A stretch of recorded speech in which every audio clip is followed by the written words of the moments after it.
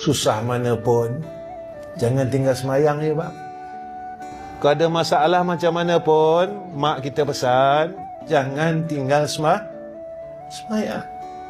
Mak kita pesan dengan pesanan tauhid, bang, abang susah lah macam mana, abang ada masalah lah macam mana, abang jangan tinggal Allah tahu.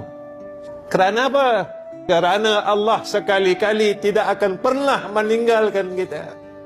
Walaupun kita berkali-kali sering meninggalkan Allah Subhanahu wa ta'ala, tapi saat kita datang kepada Allah, Allah terima kita.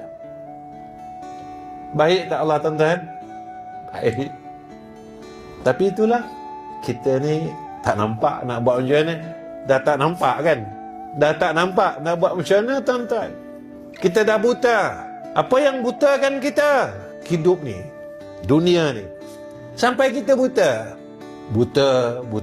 Betul lah kata Allah dalam surah Al-Baqarah. Summum bukmun umyun fahum la yarji'un.